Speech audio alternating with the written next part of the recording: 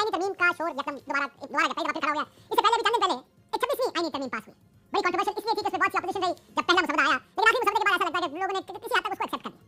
लेकिन क्या क्या वजह बनी कि वो चीजें जो 26वीं आईनी तरमीम में पास नहीं कराई जा सकी थी, उसको क्या 27वीं आईनी तरमीम के जरिए पास कराना मकसद है। और इसमें सबसे बड़ी चीज जो बिस्मिल्लाहिर्रहमानिर्रहीम, अस्सलाम वालेकुम जी नाज़रीन, आप मेरा यूट्यूब चैनल देख रहे हैं। मैं हूं मोहम्मद ज़िशान। आइए आपको बताते हैं कि क्या ऐसा बाकी रह गया था कि जो 26वीं आईनी तरमीम के अंदर पास नहीं किया गया, कि अब जब के उसकी स्याही भी खुश्क नहीं हुई कि 27वीं आईनी तरमीम की बातें शुरू कर दी गई हैं। इसके अंदर क्या छुपा हुआ राज है? क्या वो ये चाहते थे कि सबसे पहले अदलिया पे कंट्रोल किया जाए, उसके बाद जो है ना वो 27वीं तरमीम मंजूर करके जो चाहते हैं उसको किया जाए? तो जी नाजरीन, अगर आपके इर्द गिर्द कोई मुस्तहिक शख्स है तो उसकी हेल्प ज़रूर कर दिया करें। इससे आपकी दुनिया और आखिरत दोनों में फ़ायदा होगा इंशाल्लाह। तो आइए नाजरीन, वीडियो की तरफ चलते हैं। और वीडियो पर जाने से पहले आपसे गुजारिश है कि लाइक, कमेंट और शेयर वीडियो को ज़रूर किया करें और अपनी राय ज़रूर वीडियो के अंदर दिया करें, ताकि आने वाले वक्त में भी आपके राय के मुताबिक वीडियो बनाई जा सके। 27वीं आईनी तरमीम का शोर एकदम दोबारा दोबारा क्या पहली दफ़ा फिर खड़ा हो गया। इससे पहले अभी चंद दिन पहले एक 26वीं आईनी तरमीम पास हुई। बड़ी कंट्रोवर्शियल इसलिए थी कि उसमें बहुत सी ऑपोजिशन रही जब पहला मुसवदा आया, लेकिन आखिरी मुसवदे के बाद ऐसा लगता है कि लोगों ने किसी हद तक उसको एक्सेप्ट कर लिया। लेकिन क्या क्या वजह बनी कि वो चीज़ें जो 26वीं आईनी तरमीम में पास नहीं कराई जा सकी थी, उसको क्या 27वीं आईनी तरमीम के जरिए पास कराना मकसद है। और इसमें सबसे बड़ी चीज़ जो कही जा रही है वो शायद मिलिट्री कोर्ट्स में सिविलियंस का ट्रायल है, जिसको इस 27वीं आईनी तरमीम के जरिए पास कराया जाएगा।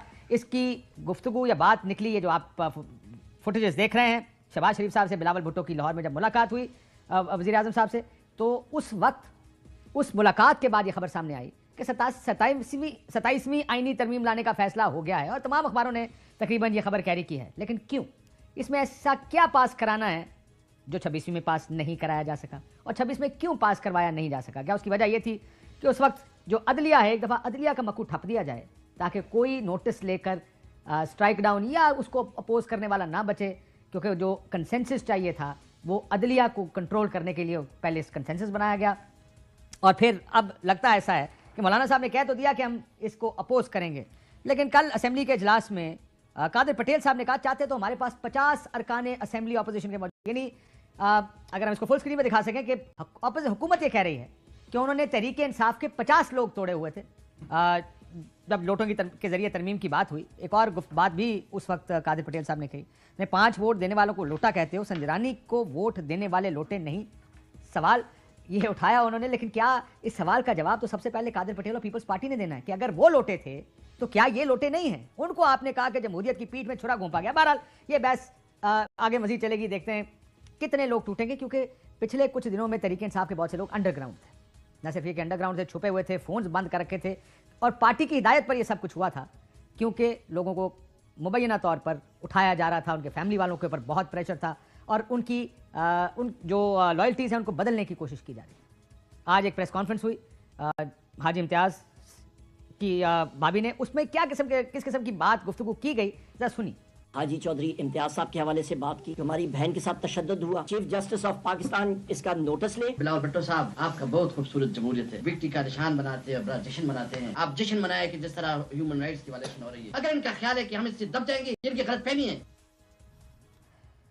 पीटीआई वावेला तो कर रही है, लेकिन लगता है ऐसा है कि हुकूमत, ये आपको याद होगा सिंध हाउस से शुरू हुआ ये मामला। अब इखलाकियात किसी का मसला है ही नहीं। अब उस वक्त अगर बंदे तोड़े गए थे तो अब भी बंदे तोड़े जाएंगे, तोड़े गए हैं, और मुझे नहीं लगता कि किसी को इस बारे में कोई शर्म है कि हम बंदे तोड़कर लोटे बनाकर आईनी तरमीम कर रहे हैं। हालांकि उनका ये कि हमारा जो मकसद है, जो ऑब्जेक्टिव है वो पूरा हो।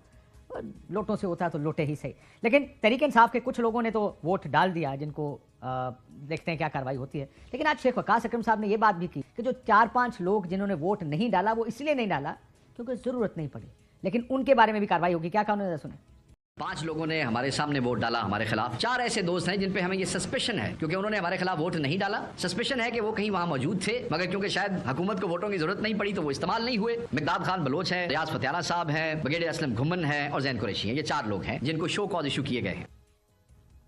ये वो लोग हैं जिन पर शक है, और मुझे ये लगता है ज़ाती तौर पर कि अगर तो तशद्दुद, फैमिली अगवा किए होते लोग, तो शायद पीटीआई का थोड़ा सॉफ्टर व्यू होता उन लोगों पर कि इतनी मुश्किल में लोग नहीं खड़े हो पाते। लेकिन जिस तरह पीटीआई कह रही है कि इनके खिलाफ कार्रवाई होगी, ऐसा लगता है कि मामला पैसों का भी इनमें बहुत होगा। लेकिन आप पीटीआई बताएगी तो उस पर चलेंगे। दूसरी तरफ तहरीक इंसाफ की जानिब से बड़ी बढ़कें दोबारा शुरू हो गई। 4 लाख लोग सड़कों पर आएंगे। सलमान अकरम राजा साहब ने कहा, अली अमीन साहब ने भी कहा कि अब मैं वो सब तैयार हैं, पाकिस्तान बंद कर दूंगा। क्या कहा सुनी?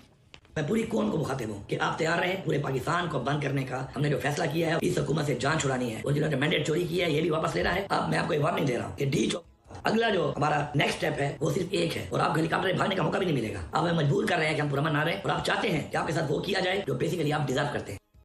तो जी नाजरीन, जैसा कि आपने सुना कि किस तरह से अब हुकूमत ये चाह रही है कि 26वीं आईनी तरमीम के अंदर जो चीज़ें बाकी रह गई थी, जब 26वीं आईनी तरमीम का आगाज़ हुआ था, मतलब कि जब इसकी बाज़ गश्त शुरू की गई थी, हुकूमत या हुकूमती वज़ारा या हुकूमती लोगों की तरफ से, तो उनकी तरफ से जो बातें बताई गई थी कि ये भी चीज़ आईनी तरमीम के अंदर शामिल की जाएगी, सब कुछ मौलाना फजलुर रहमान की तरफ से उड़ा दिया गया था। यानी कि सरसरी सी आईनी तरमीम पेश की गई जिसके अंदर कुछ अदालती अमूर के अंदर रद्दो बदल किया गया।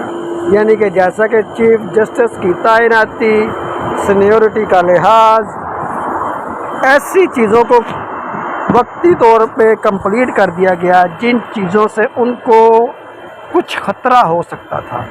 लेकिन अब जब के 26वीं आईनी तरमीम की बातें ख़त्म भी नहीं हुई, 27वीं आईनी तरमीम की बातें आ चुकी हैं, ताकि 27वीं आईनी तरमीम पे लोग बातें करें और 26 को भूल जाएं। तो जी नाज़रीन, आपको ये वीडियो कैसी लगी कमेंट के अंदर अपनी राय का इजहार ज़रूर कीजिएगा। अपना और अपने इस चैनल का ख्याल रखिएगा। अल्लाह हाफिज़।